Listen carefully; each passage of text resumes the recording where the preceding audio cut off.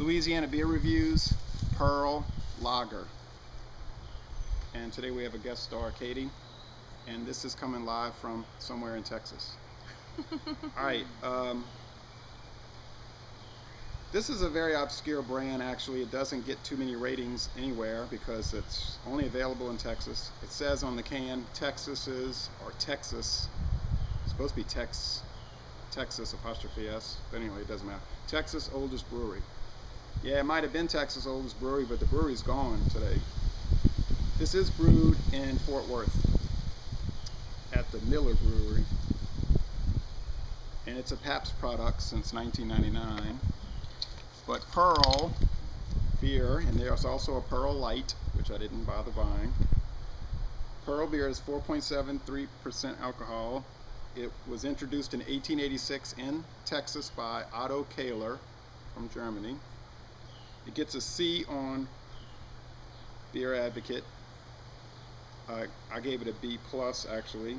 It gets a very low rating on Rate Beer, and I forgot to check what it gets on the Beer in Me, so that was a mistake. Anyway, so I've had it before. I'm going to try to be open-minded when I rate this. It's a regular American style lager. Oh yeah, see, Fort Worth, Texas. But it's not the Pearl Brewing Company. It's Pabst Brewing Company, and it's at the Miller Brewery in Fort Worth on US Highway 287, in case you're interested. All right, I don't know what about the ingredients. There's nothing on the website that indicates the ingredients. When I checked the Lone Star website, they talked about Northwest hops, Pacific hops, and barley malt and corn extract. What the heck is that? You know, corn extract is like liquid condensed corn juice, I guess, instead of just corn grits. But Miller usually uses yellow corn grits. That's what they say on their website.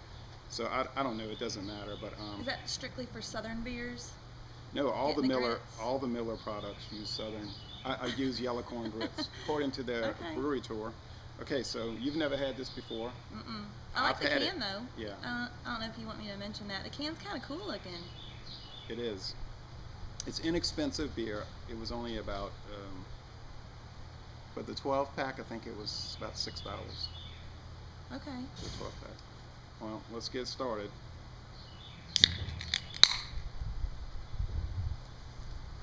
Don't see any smoke. Should I open this one? Yeah. All right. Sometimes you get a lot of smoke coming out. It's a good sign. What does that mean? I like to pour my beer straight up. All right, but isn't this how they do it in the but I think that's incorrect. But then you got all that foam you got to get through though. I want to just get right to it, you know. And according to the Schlitz, cheers. Cheers. According to Schlitz. How do they say it in German? That'd be kind of cool since it's like, you know, Otto was the guy that. German, I think. Prost. All right, there you go. Means like something like that. All right, no, but according to the Schlitz literature I have, you're supposed to pour the beer down the middle and get a thick white head. You're supposed to get a thick head because it releases a bouquet of Okay, so aroma. I did it totally wrong. But what does this mean when all these little bubbles are constantly floating like champagne? Highly charged.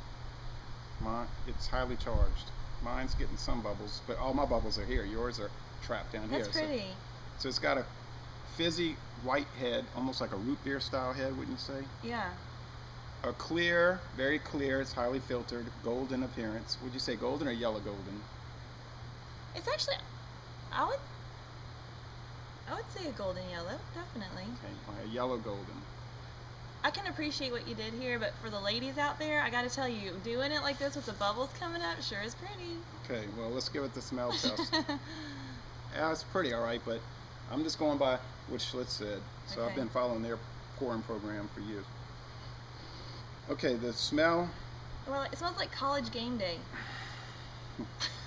Roll Tide. That's right. Yeah. Go Southeastern.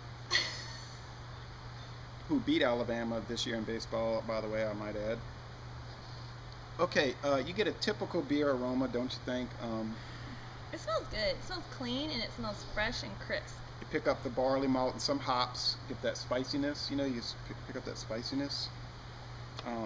But it's going to be. I want to drink it. It's going to be more ordinary than anything, I'm sure. I would say. So, but the smell is not bad. I like it. I like the way it smells. But if you're used to drinking Budweiser, Miller, High Life, Coors, it's not going to be that different. All right. Stereotypical American style. All right, now the most important thing, the taste test.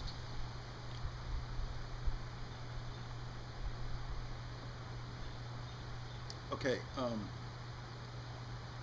can pick up the water. It's What's that grain. crispness? What's that? Yeah, that's the dryness of it. It's highly carbonated, and just American beers are dry and they're crisp. You know what I want European right now? beers are wet. What? I want to be sitting at a baseball game in the sunshine with a hot dog. Yeah, well, it's that style of beer. Although I find it does have at first it had a little bit of a metallic taste. Is it from the can? I don't think so, because these cans are lined. It might be from the barrel, the metal kegs that they're stored in. Now, is all beer stored in metal cans, or is it just like modern and cheaper beers, or? When they made Dixie in New Orleans, Dixie beer was lagered. Lagered means cellared. They lager these beers for months. They age them. They're aged. Lagers are aged. In wooden barrels? But in those Dixie cases? was lagered in cypress barrels. Ooh, that's cool. Cypress barrels. But then what happened was they had the hurricane on it. Now these I don't know.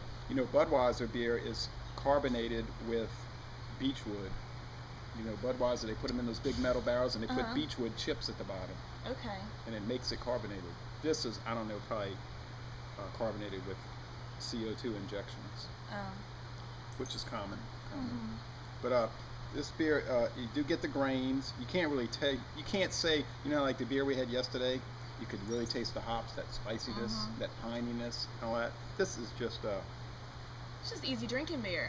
Just Saturday afternoon, Sunday afternoon. You can kind of taste the corn, the breadiness, the hops, but it's what they would call round. This beer is round.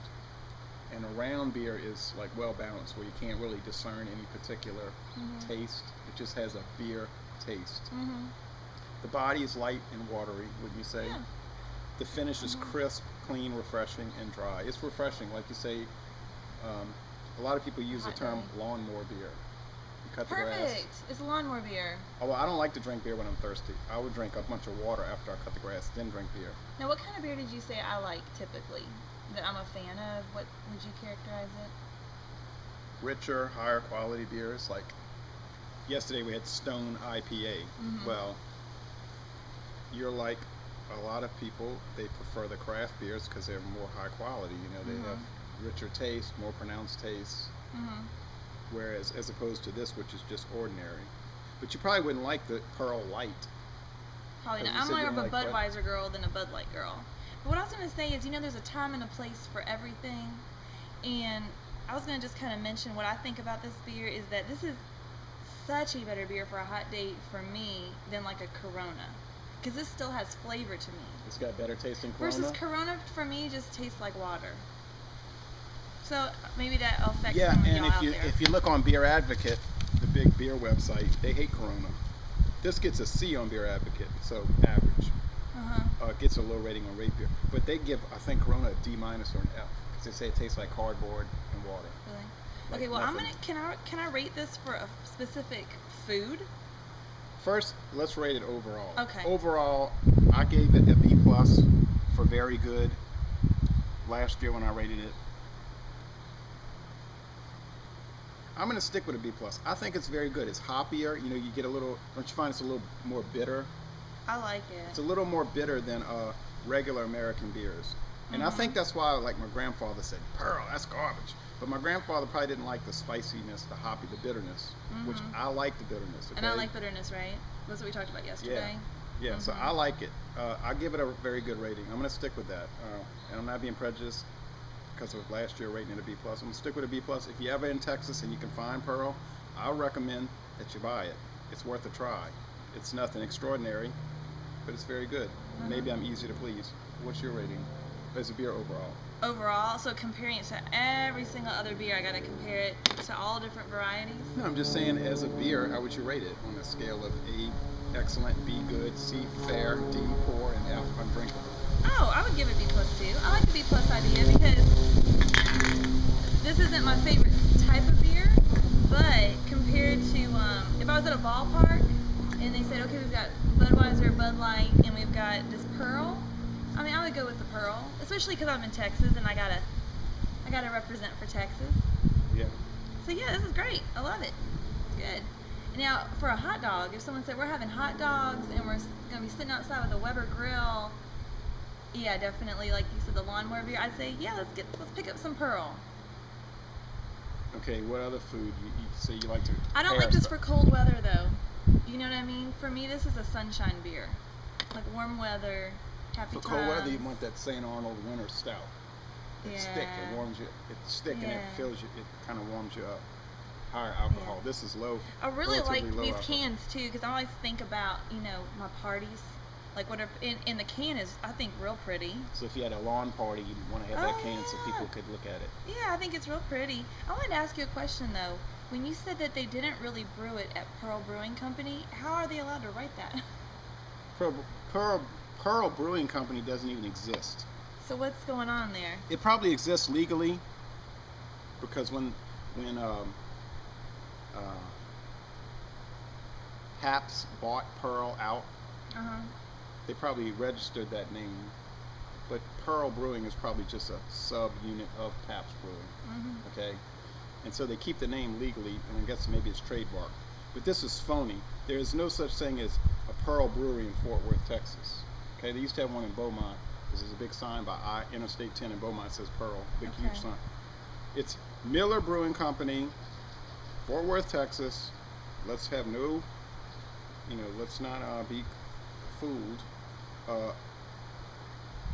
But it is made in Texas at least, and it's owned by Pabst, which has a Greek immigrant for an owner. So it's owned by Greek immigrants. The brand is owned by Greek immigrants. It's brewed in Texas at a brewery that's owned by an English company, South African breweries. So it's convoluted. But this thing here, this attractive looking brewery on the can, that is not in existence, okay? I don't know what's going on with that. Another thing about Pearl before we end this review, we don't want to go too long and bore people, but in 1974, Jack's Brewing Company in New Orleans went out of business. Jack's. That's a famous New Orleans beer. It was bought out by Pearl. Pearl continued to brew Jack's. Okay. And then when Pearl got acquired by Pabst at some point, they just phased Jack's out because Jack's wasn't selling at all. And Falstaff was another beer that was in part of the Pabst acquisition, and Falstaff is gone also since 2005. Anyway, finish it up. It's only 12 ounces. All right, so I would say Laissez les bon temps rouler. This is a good beer. C'est très bien. Très bien.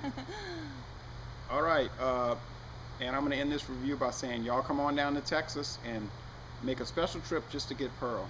No, but come on down to Texas.